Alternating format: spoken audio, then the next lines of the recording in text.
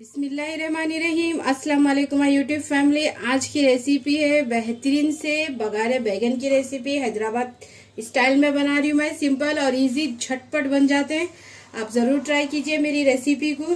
देखिए इसको क्या क्या चीज़ें लगते हैं वो बताती हूँ मैं। ये तकरीबन ये खोबरा है, आधा अदद है, थोड़ा सा ले लीजिए।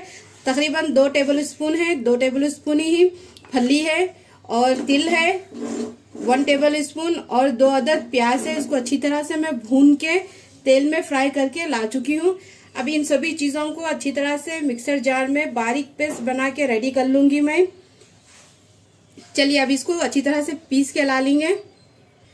देखिए ये अच्छी तरह से पीस के मैं ला चुकी हूँ। अच्छी तरह से ग्राइंड कर ली इसको बारीक, थोड़ा सा पानी डाल के। अब देखिए अब क्या करना है वो बताऊंगी आपको मैं।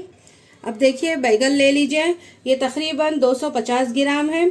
इसको मैं कट करके इस तरह से चीरा लगा चुकी हूँ और ये नमक के पानी में है। किस तरह से लगाना वो बताऊंगी। देखिए पहले से इसकी डंठल काट दीजिए आधी और साइड से इस तरह से निकाल लीजिए। अगर आपके पास ये बैगन नहीं है तो कोई बात नहीं, आपके पास जो भी है वो भी बैगन ले सकते हैं।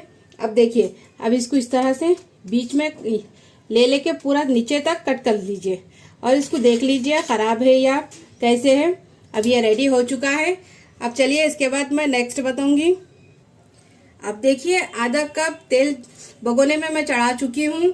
इसमें थोड़ा सा तेल ज़्यादा ही जाता है, इसलिए आप तकरीबन आधा कप ही डालिए। अब इसमें 1 चम्मच राई डाल दीजिए। राई को अच्छी तरह से इसमें कड़कने दीजिए और साथ ही में 1 चम्मच ज़ीरा भी डाल दीजिए। अगर आपके पास मेथी दाना है, कलौंजी है, वो भी डाल दीजिए, इसका भी फ्लेवर बहुत अच्छा आएगा। अब देखिए इसमें थोड़ी सी मेथी दाना डाल दीजिए और इसी में थोड़ी सी कलौंजी भी डाल दीजिए, इसका भी टेस्ट बहुत अच्छा आता है। बावर्ची जिस तरह से बनाते उस तरह से मैं आपको बता रही हूँ। आप भी ज़रूर ट्राई कीजिए ये रेसिपी को। अब फ्लेम को हाई कर लीजिए। हाई फ्लेम पे ज़ीरा और ये कलौंजी मेथी को अच्छी तरह से भून लीजिए ताकि इसका हल्का सा कलर चेंज होना चाहिए। इसके बाद क्या चीज़ें डालूंगी वो भी आपको बताऊंगी मैं। देखिए अब कलर चेंज हो चुका है। अब इसी के अंदर बैगन डाल दीजिए।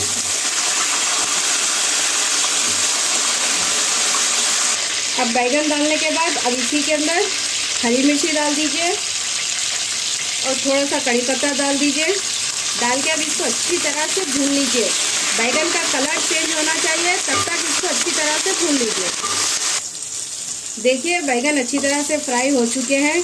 अब मैं ये सारे बैगन को निकाल लूँगी।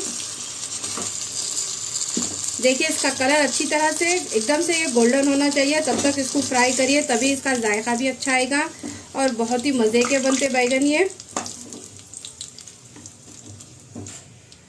अब चूल्हे को कर दीजिए कम। अब इसी के अंदर 1 चम्मच अदरक लहसुन का पेस्ट डाल दीजिए।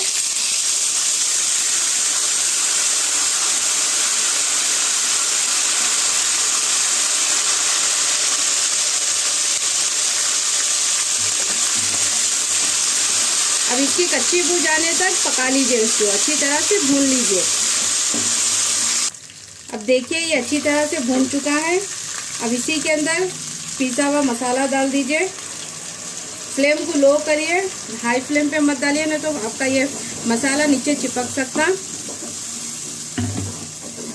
अब इसी के अंदर कुछ मसाले पाउडर जाएंगे। 1/4 चम्मच हल्दी पाउडर डाल दीजिए और इसी के अंदर 1 चम्मच ज़ीरा पाउडर डाल दीजिए। एक ही चम्मच धनिया पाउडर डाल दीजिए। नमक आपके टेस्ट के हिसाब से डालिए। मैं तकरीबन 1 से 1.5 चम्मच डाल रही हूँ, इसको बराबर हो जाएगा। और इसी में लाल मिर्ची चम्मच 1 चम्मच डाल दीजिए। अब डाल के इन सभी चीज़ों को अच्छी तरह से भून लीजिए। तब तक भून लीजिए तेल अच्छी तरह से सेपरेट होना चाहिए, तब तक इसको पका लीजिए। ढक के अच्छी तरह से पकाना चाहिए। और मैंने क्या करी, इमली ली 1 मुट्ठी और उसको धो के अच्छी तरह से भीगने रख चुकी हूँ। अब इसका अच्छी तरह से पल्प निकाल लूँगी मैं। निकाल के फिर यूज़ करूँगी। जब तक इसको अच्छी तरह से भून लीजिए, हाई फ्लेम कर लीजिए। हाई फ्लेम पे भून लीजिए। तेल जब तक सेपरेट नहीं होता तब तक भून लीजिए, जब तक कि ये मसाले की कच्ची बू चले जाना चाहिए। देखिए तकरीबन 5 मिनट हो चुके हैं और तेल देखिए माशाल्लाह से अच्छी तरह से सेपरेट आ चुका है ऊपर। अब इसी में क्या करूँगी मैं, 4 मीडियम साइज़ के टमाटर कट करके देखिए बीच में इस तरह से चीरा लगा के रख चुकी थी मैं, वो डाल दूँगी। अगर चाहे तो आप बारीक काट के भी डाल सकते हैं, लेकिन इस तरह से ही डालने से इसका जायका भी अच्छा आएगा। और क्योंकि हैदराबादी है ये सालन, तो आप इसी तरह से डालिए। अब इसको लो फ्लेम पे कुक कर लीजिए। साथ ही में अब क्या करिए, आप ये बैगन जो भून के रख चुके थे अब ये डाल दीजिए। अब डाल के इसको तकरीबन 5 मिनट के लिए लो फ्लेम पे इसको पका लीजिए अच्छी तरह से। मसाला बैगन के अंदर अच्छी तरह से जब्स हो जाना चाहिए। तकरीबन 5 मिनट आपको लग जाएंगे पकने में, इसको पकाते हुए। देखिए ये अच्छी तरह से पक चुके हैं बैगन भी और टमाटर भी। अब इसी के अंदर थोड़ा सा इमली का खट्टा डाल दूंगी मैं। अब ये खट्टा आपके हिसाब से डालिए, कम या ज़्यादा, आपको कितना पसंद है तीखा, खट्टा आपके हिसाब से डालिए। और ये तेल अच्छी तरह से सेपरेट होने के बाद ही मैं खट्टा डाली हूँ। अब इसको तकरीबन 2 से 3 मिनट के लिए इसको ढक के रख दीजिए। और ये बघारे बैगन आप चाहे तो बिरयानी के साथ या खुबली के साथ, इंशाल्लाह मैं खुबली की भी रेसिपी जल्दी ही अपलोड करूँगी। पहले मैं आपको बैगन की रेसिपी दे रही हूँ, बघारे बैगन की, उसके बाद मैं खुबली की भी रेसिपी दूंगी, जिस तरह मुहर्रम में बनाया जाता वो रेसिपी दूंगी मैं आपको सिंपल। अब इसको 2 से 3 मिनट के लिए ढक के रख दीजिए। अब इसी के अंदर थोड़ी सी कोतमीर डाल दीजिए थोड़ा सा पकने के बाद, और इसी में थोड़ा सा कड़ी पत्ता डाल दीजिए।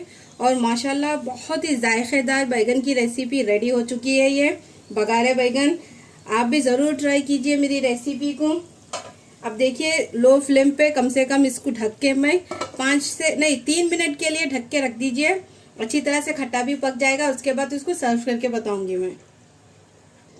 लीजिए तकरीबन 2 से 3 मिनट हो चुके हैं।